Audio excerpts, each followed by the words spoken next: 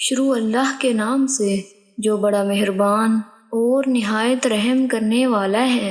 السلام علیکم ورحمۃ اللہ وبرکاتہ۔ حضرت معاذ رضی اللہ تعالیٰ عنہ بیان کرتے ہیں، رسول اللہ صلی اللہ علیہ وآلہ وسلم نے مجھے 10 چیزوں کا حکم دیتے ہوئے فرمایا: اللہ کے ساتھ کسی کو شریک نہ بنانا، خواہ تجھے قتل کر دیا جائے اور جلا دیا جائے، والدین کی نافرمانی نہ کرنا، خواہ وہ تمہیں حکم دیں کہ تو اپنے اہل و مال سے الگ ہو جا، فرض نماز قصداً ترک نہ کرنا، کیونکہ جس نے عمداً فرض نماز ترک کر دی تو اس سے اللہ کی امان ختم ہو گئی، شراب نہ پینا کیونکہ وہ ہر بے حیائی کی بنیاد ہے، معصیت سے بچتے رہنا کیونکہ معصیت اللہ کی ناراضی کا باعث بنتی ہے، میدان جہاد سے فرار نہ ہونا، خواہ لوگ ہلاک ہو جائیں،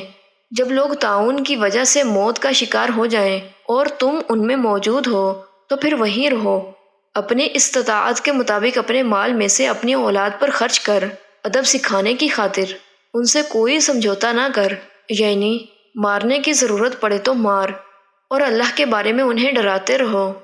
پیارے دوستو، اللہ تعالیٰ سے دعا ہے کہ اللہ تعالیٰ ہمیں اس حدیث مبارکہ پر عمل کرنے کی توفیق عطا فرمائے، آمین۔